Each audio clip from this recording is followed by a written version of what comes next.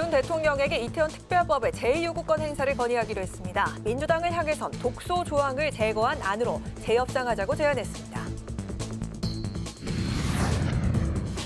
민주당이 한국 기업과 시장이 제대로 된 평가를 받지 못하는 가장 큰 원인은 윤석열 대통령이라고 비판했습니다. 경제 리스크 해소를 위해 정부가 정책 기조를 바꿔야 한다고 주장했습니다.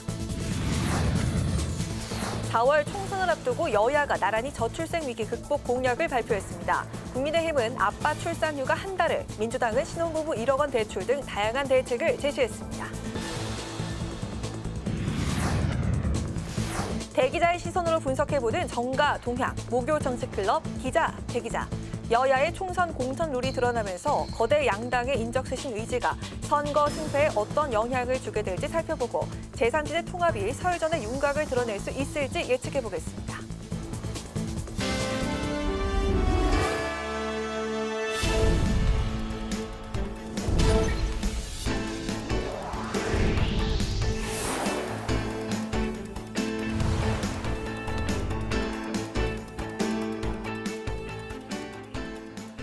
여러분 안녕하십니까? 1월 18일 목요일 국회 라이브 6 시작하겠습니다. 국민의힘과 더불어민주당이 오늘 한 목소리로 저출산 공약을 발표했습니다. 대한민국이 직면한 가장 큰 문제인 출산율 하락을 두고 총선을 앞둔 여야가 정책 경쟁에 돌입한 것으로 보입니다. 여야가 발표한 저출산 공약엔 일가정 양립 대책과 신혼부부 주거 지원 등 다양한 내용이 담겼습니다. 이소희 기자가 보도합니다. 한동훈 비대위원장이 한 중소기업에 국민의힘 1호 공약을 배달했습니다. 이 중소기업이 의뢰한 공약은 근로자들의 일가정 양립 대책. 정책을 주문받은 국민의힘은 일가족 모두 행복을 주제로 한 저출산 대책을 발표했습니다. 아이를 낳고 키우는 부모들이 일터와 가정에서 모두 행복할 수 있게 하는 일, 가족 모두 행복 공약을 우리 국민의힘 국민택배 1호 상품으로 제작했습니다. 국민의힘은 출산을 맞이한 아빠에게 유급휴가 1개월을 의무화하고 육아휴직 급여 상한을 현행 150만 원에서 210만 원으로 인상하는 방안을 담았습니다. 또 육아기 유연근무를 기업에 정착시키기 위해 유연근무 지표의 공시를 의무화할 계획입니다. 중소기업 대체 인력에 대해서는 채움인재 인센티브를 지급하고 가족 친화 우수 중소기업의 법인세 감면, 청년 근로자 저축금리 우대도 담겼습니다.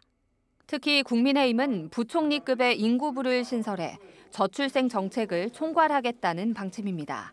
더불어민주당이 내놓은 저출생 정책 패키지는 주로 신혼부부 주거자산 지원과 돌봄 강화에 방점이 찍혔습니다.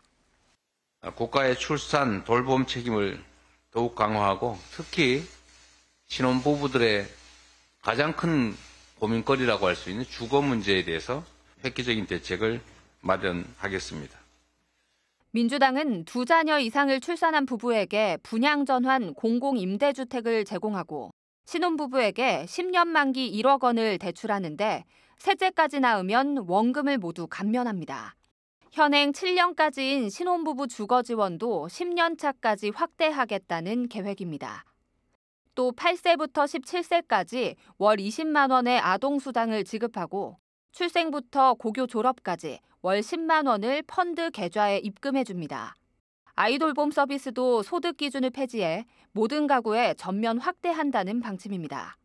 합계 출산율이 0.6명대로 떨어지며 인구 위기가 본격화된 만큼 여야 모두 저출산 공약에 힘을 실은 것으로 보입니다. 국회방송 이소희입니다. 국민의힘이 윤석열 대통령에게 이태원 참사 특별법의 제2요구권, 즉 거부권 행사를 건의하기로 했습니다. 국민의힘 비대위는 공정한 경선을 위해 전국 당협위원장 일괄 사퇴안을 의결했습니다. 여당 소식을 한규미 기자가 전합니다. 국민의힘은 더불어민주당이 국회 본회의에서 단독 처리한 이태원 참사 특별법과 관련해 윤석열 대통령에게 제2요구권 행사를 건의하기로 결정했습니다. 윤 원내대표는 이태원 참사 특별법이 정쟁화 의도가 있을 뿐 아니라 특별조사위원회 구성의 공정성에도 우려가 있다며 재협상을 제안하겠다 밝혔습니다. 민주당이 이 법을 공정하게 또 여야 간에 원만하게 이 법이 처리되는 것을 기대하기보다는 대통령의 제2요구권 행사를 유도했다고 판단했습니다. 한편 한동훈 비상대책위원장은 취임 이후 국민의힘 의원총회에 처음 참석해 정치개혁을 통한 더불어민주당과의 차별성 확보 필요성을 강조했습니다. 한 위원장은 이번 총선은 누가 더 국민에게 절실하게 다가가느냐의 승부가 달려있다며 특권 내려놓기 정치개혁을 하겠다고 말했습니다. 국민의힘 비상대책위원회는 사고당협을 제외한 전국 207명 당원협의회 운영위원장 일괄 사퇴를 결정했습니다. 박정하 수석대변인은 총선을 앞두고 공천의 형평성과 경선의 공정성을 기하기 위한 조치라고 설명했습니다. 당협위원장은 당원 명부를 확인할 수 있지만 예비후보들은 명부 열람이 불가능해 당원들이 참여하는 경선 과정이 불공정할 수 있다는 겁니다. 한편 한 위원장은 비대위 회의에서 정치인의 출판 기념회 등을 통한 정치자금 수수를 금지하는 법안을 추진하겠다고 밝혔습니다. 우리 모두 지금까지 출판 기념회를 열어서 책값보다 훨씬 큰 돈을 받는 방식으로 정치 자금을 받는 것이 사실상 허용되어 왔다는 것은 잘 알고 있습니다. 누군가는 언젠가 단호하게 끊어내야 한다는 것도 잘 알고 있습니다. 한 위원장은 해당 법안에 대해 이재명 대표와 민주당이 도망가선 안 된다며 민주당의 입장 표명을 촉구했습니다. 국회방송 한규입니다. 더불어민주당은 한국 기업과 시장이 제대로 된 평가를 받지 못하는 코리아 디스카운트의 최대 불안 요인이 윤석열 대통령이라고 쏘아붙였습니다. 또 선거가 다가오는데도 정치권에서 민생 과제는 잘 논의되지 않고 있다며 민생 정당으로 국민 신뢰를 회복하겠다고 밝혔습니다. 김동희 기자입니다.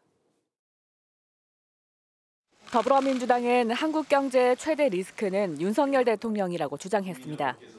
윤 대통령이 남북관계 긴장을 고조시키고 또 법치를 퇴행시켜 시장의 불확실성을 증폭시키고 있다는 겁니다. 그러면서 대통령과 정부가 무책임한 정책과 독선적인 태도를 바꾸지 않으면 경제 리스크를 해소할 수 없다고 지적했습니다.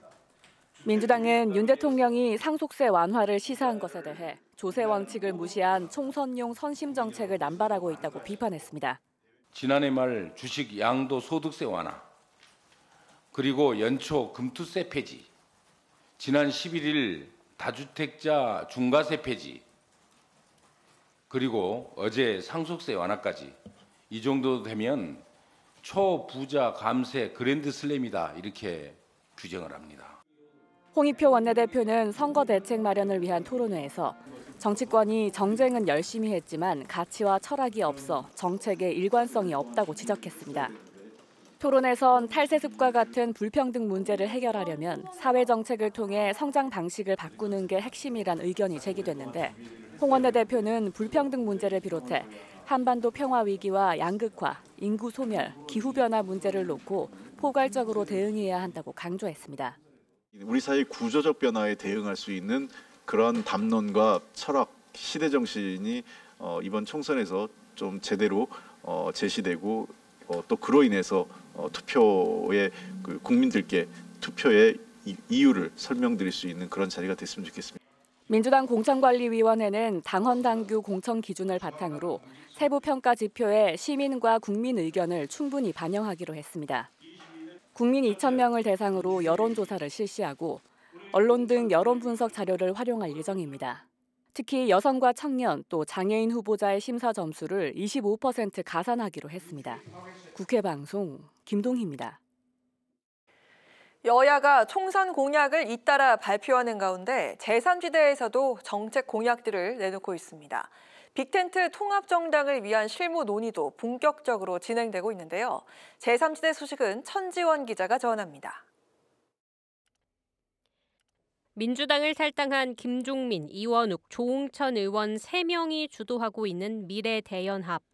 신임 설주환 대변인은 어제 금태섭 새로운 선택 공동대표가 제안한 제3지대 통합정당을 위한 실무협의 기구에 대해 진행 중이라고 답했습니다. 네, 그 부분에 대해서는 지금 협의체가 지금 논의를 진행하고 있는 것으로 알고 있고요. 지금 계속 어제부터 지금 논의를 하고 계시는 것으로 알고 있습니다. 지도부에서. 네. 한편 개혁신당은 지하철 무상이용 폐지를 담은 교통복지 공약을 발표했습니다. 현행 도시철도 무임승차 제도를 전면 폐지하고 2023년 현재 전국 950만 명에 달하는 만 65세 이상 노인층에게 월 1만 원에 해당하는 연간 12만 원의 교통카드를 지급하도록 하겠습니다. 이준석 정강정책위원장은 12만 원을 소진한 뒤에는 청소년에게 적용되는 40% 할인율을 적용한 요금으로 대중교통을 이용하도록 하겠다고 말했습니다. 허은하 창준위원장은 기업에게 엄격한 준법 의무와 납세 의무를 요구하는 것 외에 어떠한 준조세 성격의 요구나 비자발적 기여를 요구하지 않겠다고 밝혔습니다. 금태섭 조성주 공동대표가 이끄는 새로운 선택은 세대 간 분배 정의를 목표로 낸 만큼 받는 연금개혁 방안을 발표했습니다. 진보 진영에서 말하는 소득 대체율 인상은 불가능하지만 연금 보험료율을 향후 10년간 일정 정도 인상해 기금 소진 전에 수지 균형에 맞추겠다는 겁니다. 특히 국민연금 사각지대를 해소하고 노인 빈곤 해결과 고령 노동자를 위한 노동시장 개혁에도 적극적으로 나서겠다고 밝혔습니다. 국회 방송 천지원입니다.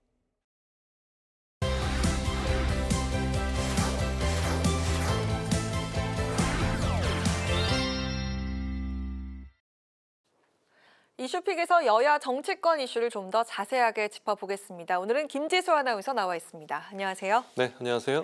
네, 국민의힘 소식부터 보도록 하겠습니다. 이태원 특별법이 야당 주도로 본회의를 통과를 했습니다. 국민의힘이 윤석열 대통령에게 거부권 행사를 건의하기로 했다고요? 그렇습니다. 이태원 특별법은 지난 9일에 민주당 등 야당 주도로 국회 본회의를 통과했는데요. 통과 직후에 대통령실은 이태원 특별법이 여야 합의 없이 또다시 일방적으로 강행 처리되는 것에 대해서 유감스럽게 생각한다고 밝힌 바가 있습니다. 다만 거부권 행사 여부에 대해서는 고심 중인 것으로 알려지고 있는데요. 국민의힘 오늘 윤석열 대통령에게 제2요구권, 즉 거부권 행사를 건의하겠다 이런 입장을 내놨습니다. 윤재혁 원내대표 의총 후 기자들에게 의원들의 총의를 모아서 거부권 행사를 건의하기로 했다고 밝혔는데요. 이번 특별법은 상임위 과정과 본회의 과정 모든 절차를 야당 단독으로 처리를 했다. 특별한 조사가 필요한 기구를 설치하는 특별법은 여야가 그동안에 합의 처리해 왔는데 그런 관행을 철저히 무시했다고 비판을 했고요. 결국 민주당이 대통령의 거부권 행사를 유도했다 이렇게 판단을 했다고 덧붙였습니다.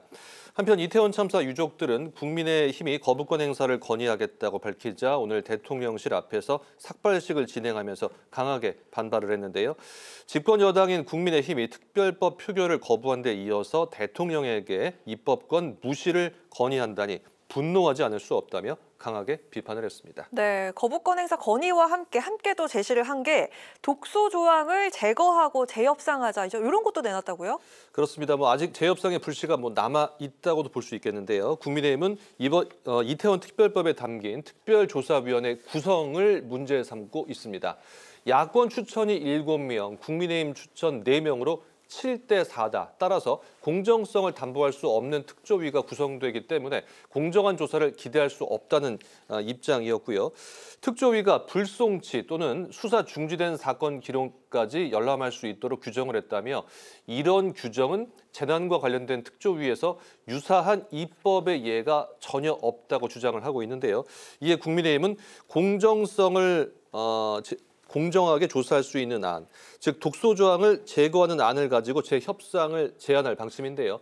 다만 민주당은 이태원 참사가 발생하고 480여일 만에 간신히 통과된 특별법이라며 법안이 정부로 이송되는 대로 즉시 공포해야 한다는 입장입니다. 이에 따라서 향후 재협상이 가능할지 아니면 대통령이 거부권을 써서 다시 법안이 국회로 돌아올지 지켜봐야겠습니다. 네, 민주당은 총리실 산하 대테러 종합상황실 공무원들을 고발했는데 이거 이재명 대표 피습과 관련해서 이재명 1cm 열상 그 문자 작성한 그 공무원이죠? 맞습니다. 그동안 민주당은 이재명 대표 피습과 관련해서 1cm의 열상으로 경상이 추정된다는 가짜 뉴스가 나오게 된 배경으로 이 국무총리실을 지목을 했었는데요. 총리실 산하의 대테러 종합상황실에서 이재명 대표가 입은 심각한 자상을 1cm 열상으로 축소, 변질시켜서 피해 정도를 왜곡했다. 이런 입장이었습니다. 이에 전현희 위원장을 포함한 민주당 당대표 정치테러대책위가 오늘 해당 공무원들에 대한 고발장을 서울지방경찰청에 제출을 한 건데요. 네. 소방 내부 일보 보고 문서에는 목 부위 1.5cm 열상이라고 적혀 있었는데 이후에 대테러 종합상황실이 배포한 문자에는 상처 부위가 1.5cm에서 1cm로 축소가 됐다고 지적을 했고요. 또 네. 흉기라는 표현이 과도로 바뀌었고 출혈량이 적은 상태, 경상 추정 등의 표현도 추가가 됐다며 이는 사건을 축소하려는 의도라고 판단하고 있는 건데요. 전현희 위원장, 허위 사실이 담긴 대테러 종합상황실의 문자가 사건 초기에 테러 사건 축소의 시발점이 됐다며 문자를 작성한 사람과 지시한 사람 모두 수사를 해야 한다 이렇게 밝혔습니다. 그렇군요. 자, 또 총선이 석 달도 남지 않은 가운데 또 총선 공약이 쏟아지고 있습니다. 먼저 민주당은 오늘 오전에 저출생 공약을 발표를 했거든요. 셋째를 낳으면 대출 1억 원을 전액 감면해주는 내용이 포함이 됐네요. 그렇습니다. 오늘 오전에 민주당이 결혼부터 출산, 이 양육까지 종합적으로 지원을 하는 저출생 대책을 발표했는데요. 주거 대책과 결혼, 출산, 지원금 대책 이렇게 크게 두 가지를 내놨습니다. 민주당의 주거 대책부터 먼저 보면 두 자녀 출산 시에 24평 주택을 그리고 세 자녀 출산 시에는 33평 주택을 분양 전환 공공임대주택 방식으로 제공하는 것이 핵심이고요. 신혼부부 주거 지원 대상도 이 신혼부부의 그 지원 기준이 현행 7년이었는데 이를 10년 차까지 확대를 합니다. 그리고 비용 때문에 결혼을 포기하는 청년층을 지원하기 위해서 결혼 출산 지원금 제도도 도입하기로 했는데요. 이 제도는 모든 신혼부부에게 가구당 10년 만기 1억 원을 대출해 주는데요. 첫 자녀 출생 시에는 이 1억 원에 대해서 이 무이자로 전환이 되고요. 둘째를 낳으면 무이자 혜택에 더해서 50% 감면, 그러니까 5천만 원을 감면해 주는 것이고요. 그리고 앵커께서도 말씀하셨듯이 셋째를 낳으면 아예 1억 원 전체에 대해서 전액 원금을 감면해 주는 그런 방식입니다. 소득 기준 없이 모든 신혼부부들에게 적용되는 제도군요. 네. 자, 국민의힘은 출판 기념회를 통한 또 정치자금 수수를 금지하는 법안을 추진하겠다고 또 밝혔다고요? 네, 그동안 국민의힘 한동훈 비대위원장 정치개혁 공약을 잇따라 내놨는데요. 불체포 특권 포기와 금고 이상 확정 시 국회의원의 세비 반납, 그리고 귀책으로 인한 보궐선거 시 무공천, 그리고 국회의원 50명 감축에 이은 이번이 5번째 정치개혁 공약입니다. 한동훈 위원장 오늘 비대위 회의에서 정치인의 출판 기념회를 통한 정치자금 수수를 금지하는 법안을 추진하겠다고 밝혔는데요. 출판 기념회 형식을 빌어서 정치자금을 받는 관행을 근절하는 법안을 발의를 하고 통과시키겠다는 겁니다. 한 위원장은 출판 기념회를 열어서 책값보다 훨씬 큰 돈을 받는 방식으로 정치자금을 받는 것이 허용돼 왔다는 것을 우리 모두 알고 있다며 단호하게 끊어내야 한다고 강조를 했고요. 민주당이 찬성을 하면 바로 입법이 될 것이고 반대하면 이번 총선에서 국민의힘이 승리해서 통과시키겠다고 밝혔습니다. 한편 이준석 위원장이 이끄는 개혁신당도 총선 공약을 내놨는데요. 65세 이상 어르신들의 지하철 무임승차를 폐지하고 연간 12만 원 상당의 교통카드를 도입하겠다 이런 내용이고요. 이와 함께 허은하 개혁신당 공동창당준비위원장도 기업 총수들이 스탠딩 먹방쇼의 동원 대상이 아니라며 기업인들의 떡볶이 방지법을 발의하겠다 이렇게 밝혔는데요. 이는 윤 대통령이 지난해 12월 대기업 총수들과 함께 한 분식집을 찾아서 떡볶이를 시식한 장면이 보도된 것을 두고 나온 공약이다 이렇게 보여지고 있습니다. 네, 오늘 이슈픽 여기까지 듣겠습니다. 김지수 아나운서 고맙습니다. 네, 고맙습니다.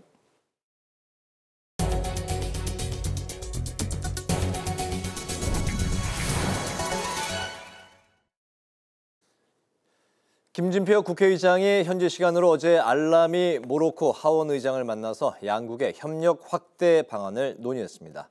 보도에 강민지 기자입니다. 김진표 국회의장은 하원 의사당을 방문해 라시드 딸비 알라미 하원 의장과 회담에 나섰습니다. 양국은 전통적 우방 관계를 보다 확대하고 의회 교류를 더욱 활성화하자는 데 뜻을 모았습니다. 이번 제 방문을 계기로 한국과 모로코 의회 간의 교류 협력이 한층 더 활발해지기를 기원하고 기회 있으시면 의장님께서 한국 의회를 방문해 주시기를 요청드립니다. 김 의장은 한국 기업이 수주한 인산 비료 공장의 미수금 분쟁 문제 등 한국 기업의 애로사항을 전달하고 모로코 의회에 관심과 지원도 요청했습니다. 또 항만과 해양 담수화 등 대형 인프라 사업에 한국 기업의 참여를 요청하는 등 개발 협력 모멘텀 강화 방안을 심도 있게 논의했습니다. 앞으로 자동차 배터리, 신재생 에너지 분야, 또 전동차 개발, 또 항만 건설, 공항 건설과 같은 첨단 분야, 인프라 분야에 대해서 협력을 보다 강화해 나가기로 했습니다. 김 의장은 현지 언론 브리핑을 통해 양일 간의 모로코 상하원 의장과의 면담에서 양국 관계 발전에 의미 있는 성과를 이뤄냈음을 다시 한번 강조했습니다. 양국 간의 긴밀한 정치, 경제 협력이 인적 교류, 문화 협력 등 다양한 분야로 확대 발전하고 있음을 평가했고, 양국 간 의회 외교를 적극 추진해서 이러한 협력을 더욱 심화시켜 나가기로 하였습니다. 사흘간의 모로코 일정을 마치고 튀니지로 이동한 김진표 국회의장은 튀니지 대통령과 국회의장 등 최고위급 인사들을 잇따라 만나 양국 간 교류 증진 방안을 논의할 예정입니다. 국회방송 강민지입니다. 국민의힘은 검찰이 2018년 울산시장 선거 개입 의혹으로 조국 전 법무부 장관과 임종석 전 대통령 비서실장을 재수사하기로 결정한 것에 대해 성역 없는 신속한 재수사를 촉구했습니다. 검찰의 재수사 결정에 조 전 장관은 끝도 없는 칼질이 지긋지긋하다고 밝혔고, 임 전 실장도 명백한 정치 탄압이라면서 당당하게 맞서겠다고 반발했습니다. 황교안 국민의힘 수석 부대변인은 그토록 당당하다면 수사에 적극 협조하라며 이번 재수사만큼은 신속하고 성역 없이 이뤄져 한 점 의혹 없이 밝혀야 한다고 주장했습니다. 국민의힘 내부에서 윤석열 대통령의 부인 김건희 여사의 명품 가방 수수 의혹과 관련해 대통령실이 직접 국민들에게 사과해야 한다는 주장이 제기됐습니다.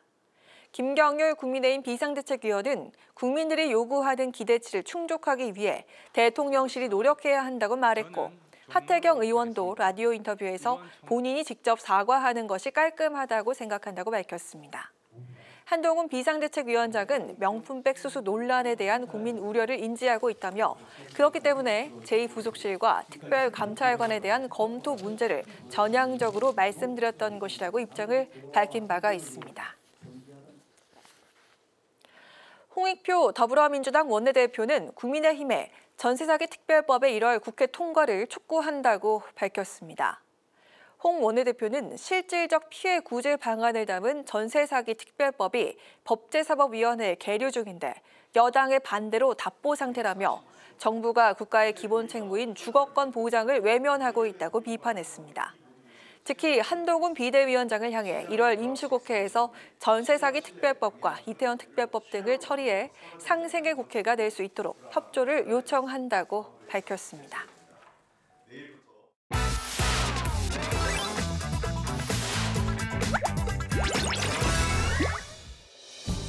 1월 18일 강아랑이 전해주는 정치권의 뜨거운 말말말 강아랑의 정치랑입니다.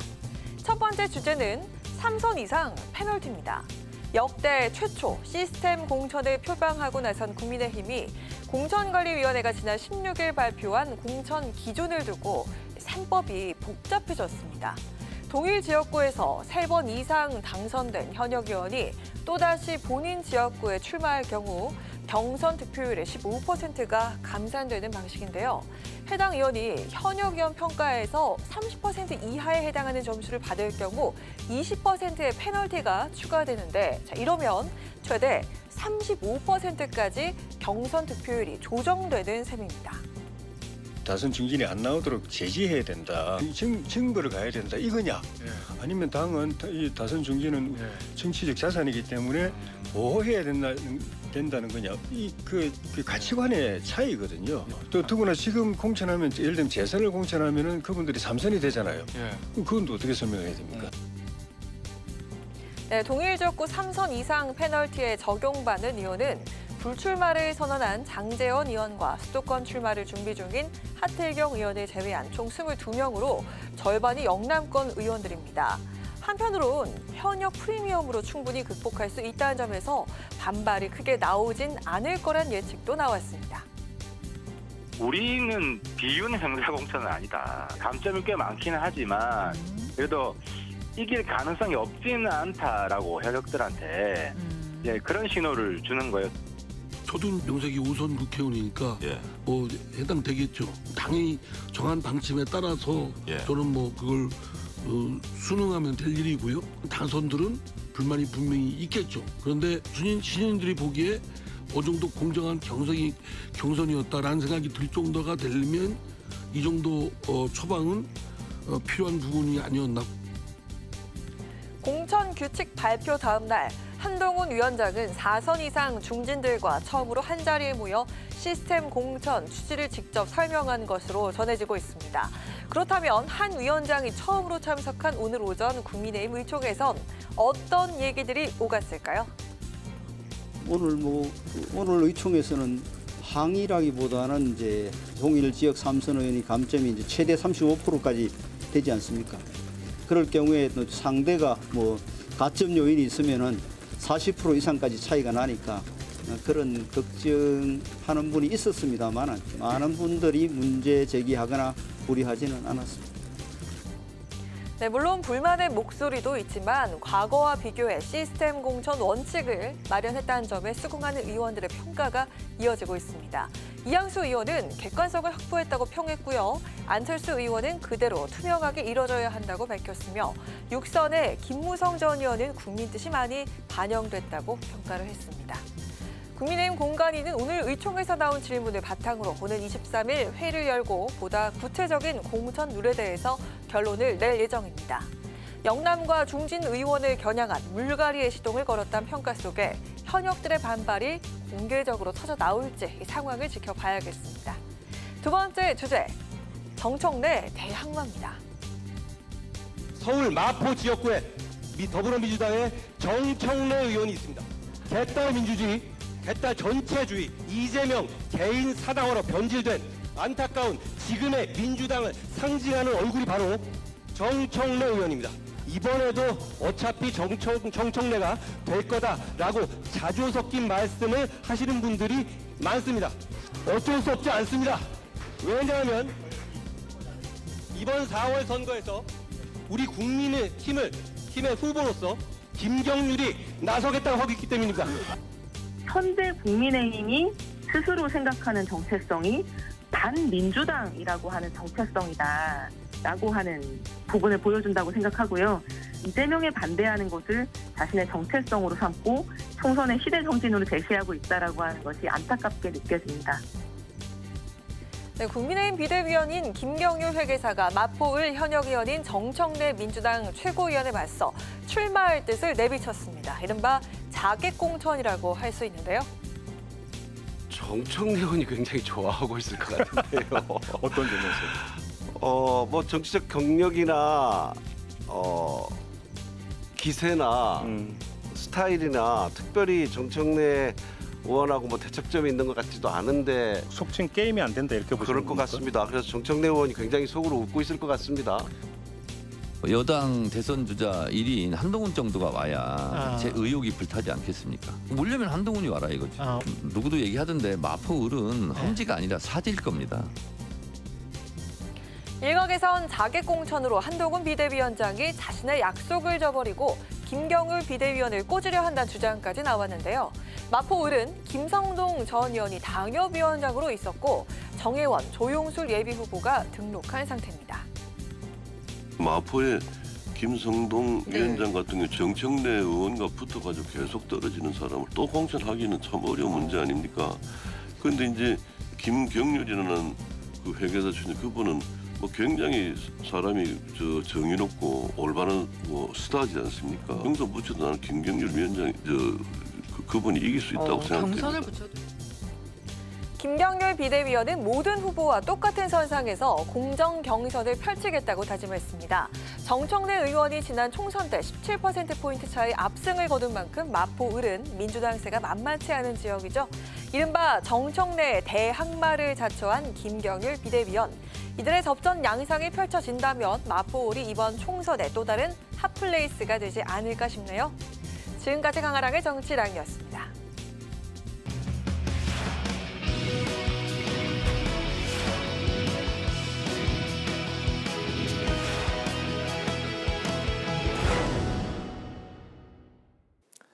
네, 정치권 동향을 대기자의 시선으로 짚어보는 목요 정치클럽 기자 대기자 시간입니다. 최병묵 전 TV조선 해설위원, 성한영 한겨레신문 선임기자 두 분과 함께하겠습니다. 어서 오십시오. 반갑습니다. 네, 안녕하세요. 네, 오늘은 최병묵 위원께서 발제해 오셨죠. 네, 지금 뭐 총선을 한 80여일 앞두고요. 여야 모두 이제 공천을 시작을 했습니다, 사실상. 그래서 그 부분을 한번 다뤄보고, 그다음에 이제 국민의힘과 민주당을 제외한 제3지대, 뭐 자고 나면 신당 하나씩 만드는 이런 느낌입니다. 네. 그래서 이 속도 내는 제3지대도 한번 논의를 해보겠다, 이렇게 말씀을 드립니다. 네. 국민의힘이 동일 지역구에서 3번 이상 의원직을 지낸 중진 의원은 경선 득표율에서 15% 삭감하겠다고 이제 밝혔습니다. 더불어서 이제 서울, 강남 3구는 이제 제외한 서울 지역, 인천, 경기, 충청, 호남, 제주에서는 민심과 당원의 비율을 80대 20%, 여론조사 비율을 이제 50%에서 이제 한층 굉장히 많이 끌어올렸고, 강남 3구와 대구, 경북, 부산, 울산, 경남, 강원 지역은 상대적으로 이제 국민의힘에 유리한 그런 지역에서는 민심과 당원 비율을 50대 50으로 이렇게 정했습니다. 그리고 이제 207명의 전국 당협위원장의 일괄 사퇴안, 공정한 경쟁을 위해서 일괄 사퇴안을 의결을 했습니다. 민주당 상황을 보면은 예비 후보 적격 심사 결과를 두고 이제 갈등이 불거지고 있습니다. 국민의힘도 역시 이제 비슷한 상황이 이제 펼쳐지고 있는데요. 총선이 이제 3개월도 채 남지 않았습니다. 현재까지 여야 공천 진행 상황 어떻게 바라보고 계신지 먼저 성 의원님부터 들어볼까요? 예, 이게 양당이 약간 차이가 있어요. 민주당에는 이제 검증위원회라는 걸 둬서 최소한 자격심사 이걸 먼저 하고 있는데 국민의힘 쪽이 그게 없습니다. 그래서 검증위원회 하다 보니까 뭐 좀 이상하다. 이거 이재명 대표가 어떻게 그 자격이 있냐 이런 것부터 해서 민주당이 좀 곤혹스러운 처지인데 아무튼 큰 틀에서 보면 이제 시작을 했지만 국민의힘 쪽이 좀 더 이렇게 좀 더 잘하는 걸로 보입니다. 큰 틀에서 보면 물론 이제 앞으로 두고 봐야 알겠습니다만 그래서 요 며칠 동안 이렇게 발표한 내용을 보면 일반 국민 여론조사 민심을 좀 많이 반영하겠다 뭐 이런 상대적으로 좀 불리하다고 생각하는 만만치 뭐 않은 지역의 여론을 더 올리겠다고 반대로 이제 이른바 텃밭이 아닌 데는 민심을 많이 반영하겠다 이런 얘기죠. 그런데 약간 걱정은 있어요. 민심 반영 많이 하는 게 좋긴 한데 그 이제 뭐 미국식 오픈 프라이머리 방향으로 갈 수도 있는 건데 이게 여론조사는 이게 오차 범위가 있습니다.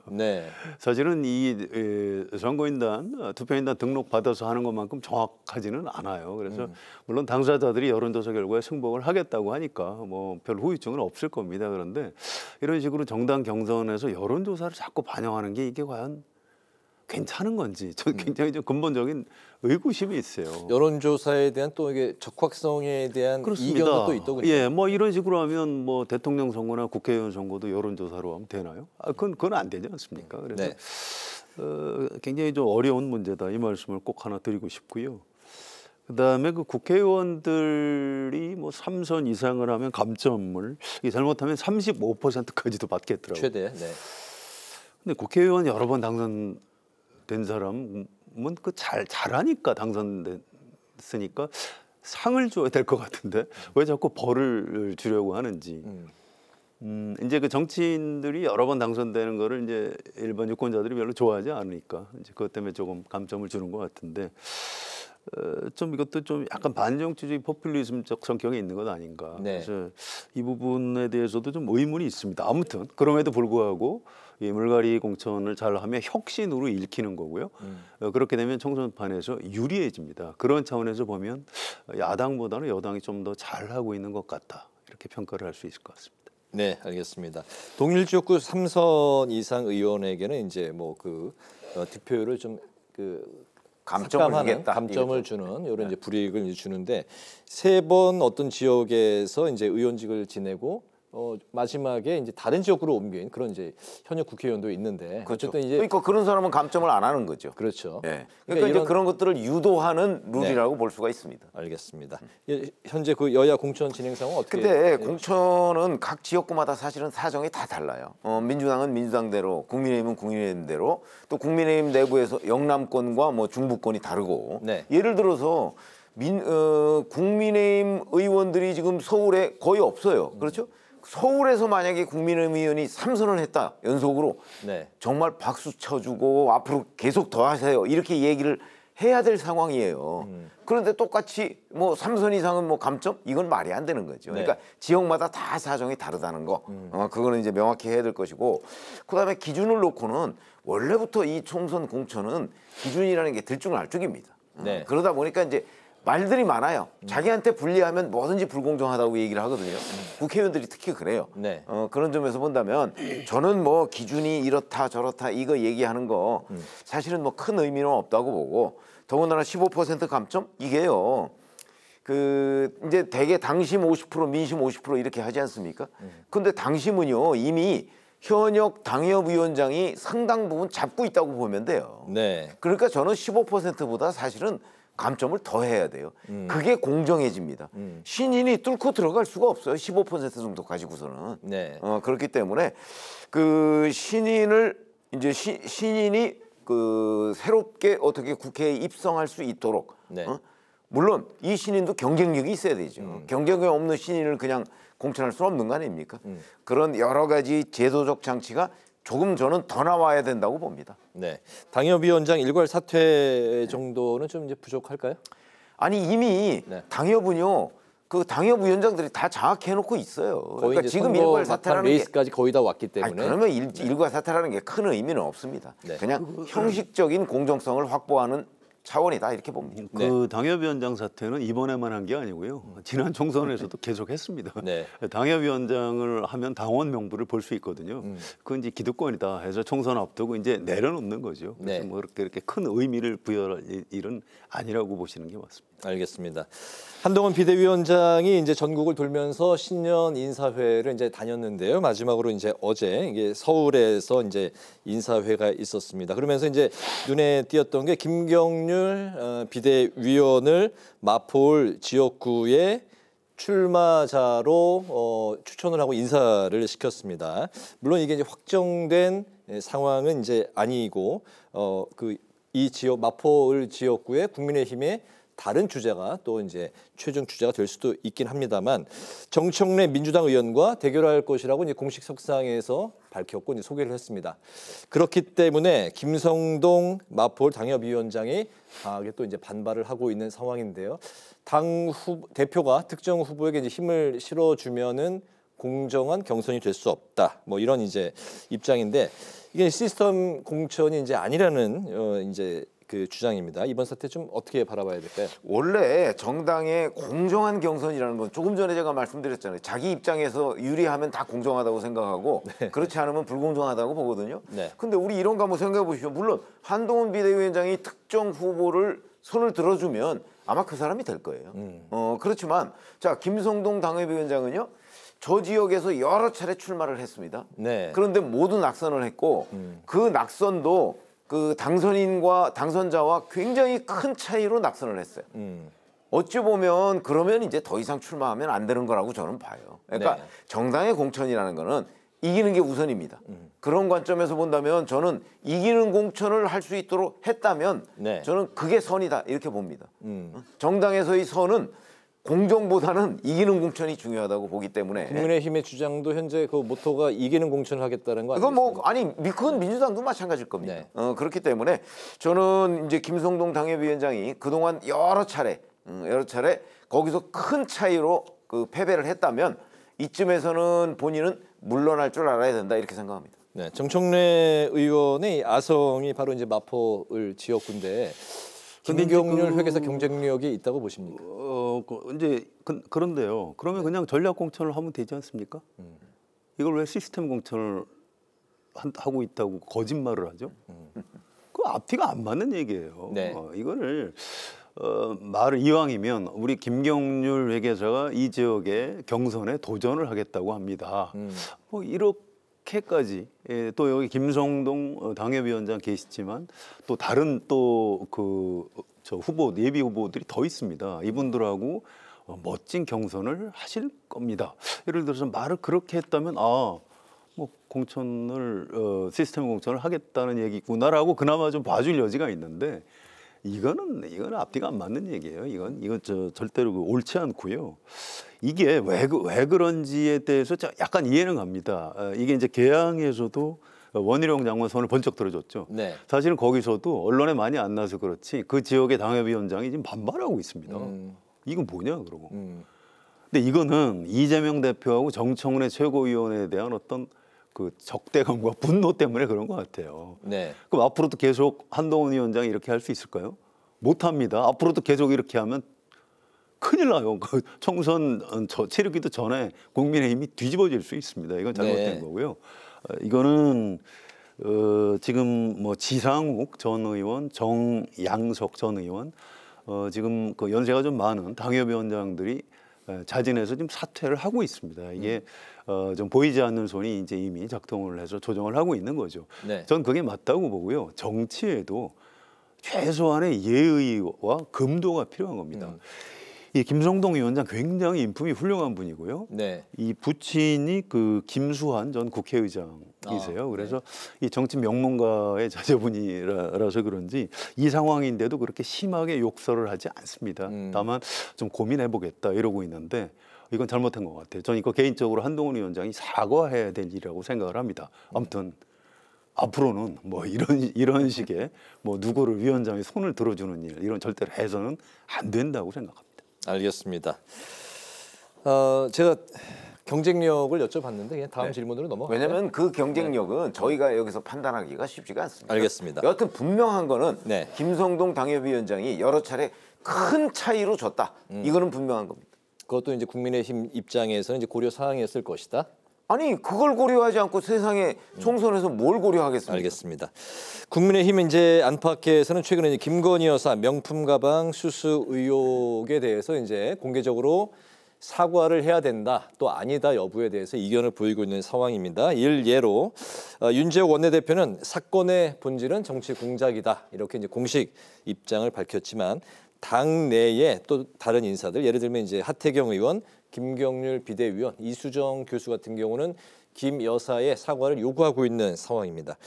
총선 이제 3개월도 채 남지 않았고 코앞에 다가왔는데 국민의힘 그리고 이제 대통령실은 어떤 결정을 내려야 될지 어떻게 보세요? 뭐 내려야 될지라고 이렇게 당위적으로 질문을 하면 그야 당연히 이 문제에 대해서 원상회복을 해야죠. 당위적인 사과하고. 아니라면 저는 그 당위적인 걸 떠나서도 사실은 이 문제에 관해서 대통령실이 이렇게 뭉개고 넘어가서는 아마 어마어마한 정치적 부담을 맡게 될 것이다. 그렇지 않아도 김건희 특검법이 통과를 되고 대통령이 거부권을 행사해서 지금 국회에 와 있는 상태 아닙니까?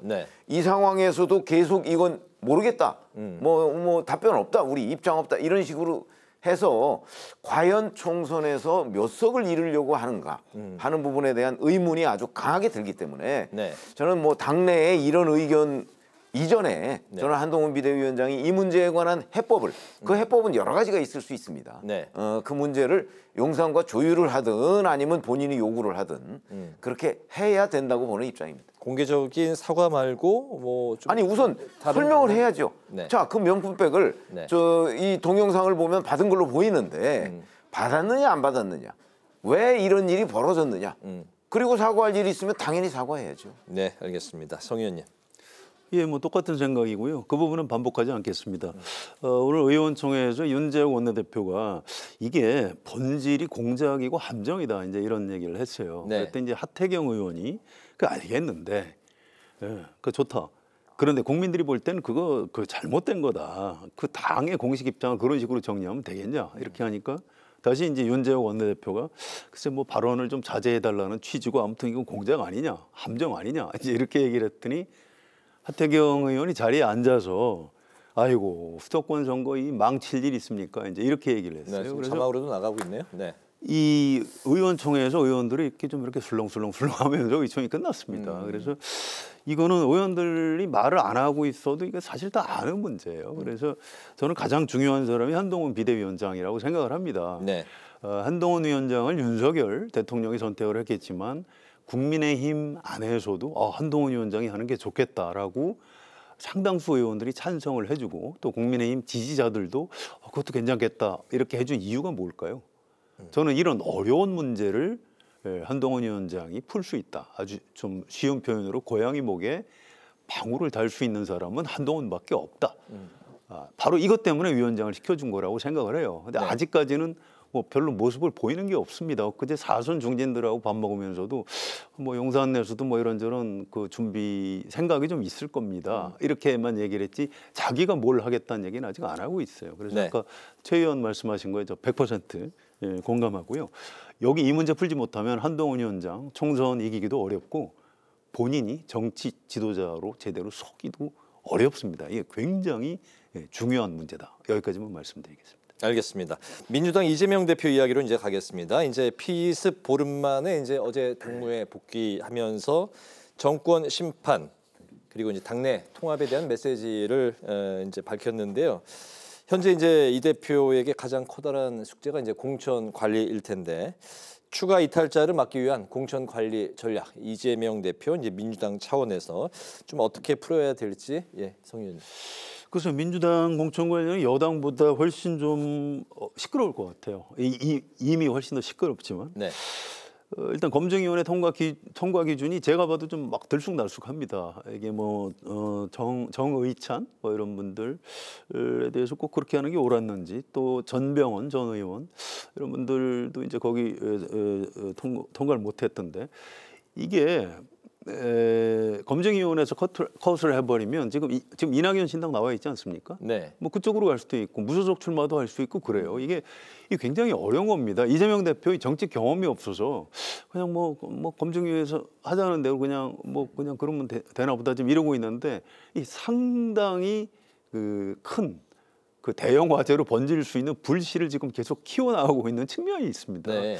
지금 또 공천관리위원회에서 이제 임혁백 교수 존경받는 정치학자예요. 그런데 그 면면을 보면 그냥 그 이재명 대표의 뜻을 관철할 수 있는 그 현역 정치인들 몇 사람이 그냥 다 하겠다 그냥 이런 걸로 읽힙니다. 그래서 결과가 어떻게 나오든 관계없이 상당히 네. 시끄러울 것이다. 이 뒷감당을 어떻게 하려고 그러는지 모르겠다. 이렇게 말씀드리겠습니다. 네, 최 의원님. 글쎄요, 추가 이탈자를 막으려면 추가 이탈자라고 이렇게 그 예상이 되는 사람들이 요구하는 사항이 있어요. 그게 결국은 이 당이 이재명 사당화를 벗어나야 된다. 뭐 이런 거 아니겠어요? 네. 그리고 이제 통합. 물론 그거 기본 그 원칙은 본인들 공천을 달라는 얘기일 거예요. 그러면 소위 비명계나 아니면 중도적인 사람들에 대해서 이재명 대표가 모두 공천을 약속할 수는 없겠죠. 네. 그러나 적어도 시스템 공천을 약속을 했으면 그 시스템에 부합하도록 공정한 룰을 만들어 줘야 돼요. 그런데 그 룰에 대해서 지금 비명계들은 의심을 하고 있다고요. 그게 바로 지금 그 적격 부적격 판정부터 기준이 흔들리니까 네. 결국 그러면 친명계만 적격이고 비명계는 부적격이냐 뭐 이런 얘기가 이제 나올 수밖에 없는 거예요. 공천은 원래 말이 많다고 제가 말씀드렸잖아요. 네. 그렇기 때문에 추가 이탈자를 막으려면 그러면 그쪽에서 요구하는 일정 부분을 그쪽과 대화를 해서 좀 수용하고 뭔가 이렇게 정리를 할 필요가 있는데 그런 부분을 이재명 대표가 지금 제가 보기에는 물론 뭐 중간에 이제 피습 사태가 있었지만 네. 이제 복귀하고 나서 과연 그런 노력을 할 것인가? 근데 그런 노력을 할 거라는 그 어떤 그런 조짐이 안 보여요. 그래서 매우 지금 불안하게 진행되고 있다 저는 그렇게 봅니다. 현재까지는 불안한 그런 기류가 흐르고 있다. 하나 좀 덧붙일게요. 그 이재명 대표가 이 법과 펜으로 안 되니까 칼로 죽이려 한다. 뭐 네. 이런 얘기를 해서 좀 공방이 있었는데요. 이건 이재명 대표가 말을 잘못한 겁니다. 이 말에 주어가 빠져 있어요. 자, 법은 뭐 주어가 뭐 검찰이 뭐 이렇게 되겠죠. 네. 펜은 언론을 겨냥한 것 같기도 한데 아니면 검찰이 언론 플레이를 통해서 뭐 이제 이렇게 해석할 수도 있는데 칼로 죽이려고 한다. 검찰이 칼로 죽이려고 한 건가요? 아닙니다. 이번 사건의 범인이 물론 태극기 부대일 수도 있고 국민의힘 지지자일 수도 있고 윤석열 대통령 열성 지지자일 수도 있어요. 그런데 그렇다고 이걸 뭐 현 정권이 무슨 가서 칼로 찔러라 이렇게 사주했겠습니까? 네. 이거는 아무리 비유라고 해도 이렇게 얘기하면 안 되는 거고요. 이건 아주 잘못된 겁니다. 물론 정치 양극화를 이렇게 증폭시킨 책임은 정치인들한테 있는 거지만 이렇게 정치 테러를 마치 현 정권이 지시한 것처럼 이렇게 얘기한 건 좀 너무 지나쳤다. 이 말씀은 꼭 좀 드리고 넘어가고 싶습니다. 네, 비판에 대한 이야기들이 요 문장에 대해서 오늘 여러 번 나오는 것 같습니다. 마지막은 이제 제3지대에 대한 이야기인데요. 통합 시기에 이제 관심이 모아지고 있습니다. 조응천 미래대연합 이제 준비위원장이 제3지대 정당이 통합이 설 연휴 전에 이제 합당 대회를 하지 않더라도 무조건 우리는 같이 간다. 이 결혼 선언만큼은 해야 된다고 이제 강조를 했습니다. 하지만 현재 이제 상황을 보면 당명에 대한 이견도 있고 이낙연 전 민주당 대표 총선 출마에 대해서도 이제 엇갈린 주장 그리고 이제 또 이제 기싸움이 좀 팽팽하게 점점 커져가는 그런 양상으로 비춰지고 있는 상황입니다. 제3지대 설 전 통합 가능성과 또 어느 정도 선에서 과연 이제 총선에 통합이 그 빅텐트가 어느 정도 크기로 총선에 임할 수 있는지 현재 시점에서 두 분의 시각을 바라볼까요? 예, 뭐 짧게 말씀드리면 이낙연 전 총리하고 민주당 탈당한 세 의원의 합당은 금방 이루어질 것 같은데요, 설 전에. 네. 그런데 이준석 전 대표하고의 합당은 설 연휴 이후에도 좀 쉽지가 않을 것이다. 한참 걸릴 겁니다. 일단 이낙연 전 총리는 빅텐트 이렇게 얘기를 했는데 이준석 전 대표는 아니 나는 텐트 말고 큰 집을 짓고 싶다 이렇게 얘기했거든요. 네. 그렇게 뭐 섣불리 합치고 싶지 않다는 얘기죠. 앞으로도 이게 상당히 관심사가 될 텐데 이낙연 전 총리 마음대로 그렇게 쉽게 될 것 같지는 않습니다. 참 시간이 굉장히 오래 걸릴 것이다. 그러니까 아니 빅텐트를 만들려고 지금 제3지대에 있는 사람들이 열심히 노력을 하고 있는데 과연 만들어질 것인가 끝까지 총선 전까지 그런 부분도 누구도 지금 장담할 수가 없어요. 저는 만들어지는 합의는 있었던 것으로 보여요 지금. 있는데 이준석 전 대표가 계속 빗장을 하나씩 둘씩 걸고 있잖아요. 저 얘기는 뭐 본인이 주도권을 잡아나가겠다는 거로 보여요. 그렇게 계속 고집하는 한 빅텐트는 만들어지지 않습니다. 그렇게 되면 서로 자기 것을 양보를 해야 만들어지는 거죠. 그런 차원에서 본다면 이게 설 전이다 후다 이 문제가 아니고 빅텐트가 과연 만들어질 거냐 만들어지지 않을 거냐. 설 전에는 물론 안 되고 그 부분까지도 근본적인 의문의 단계에 들어가 있다고 저는 봅니다. 빅텐트 성사 여부는 어쨌든 낙준연대에 있다고 이제 보시는 그거죠. 거죠? 예. 알겠습니다. 오늘 마지막 한 줄 논평 듣겠습니다. 송 기자님부터 들어볼까요? 예, 윤석열 대통령이 신년 기자회견 안 할 것 같다 이런 보도가 자꾸 나오고 있습니다. 좀 했으면 좋겠어요. 아무튼 김건희 여사 문제 때문에 좀 걱정이 돼서 안 하는 것처럼 비칩니다. 그런데 우리나라 유권자들의 일반 민심은 검사 출신 대통령을 시켜준 이유는 모든 사람한테 공정할 수 있다 생각해서 대통령까지 시켜준 겁니다. 자기 부인한테까지도 똑같은 잣대를 들이대는 게 맞다고 생각하고요.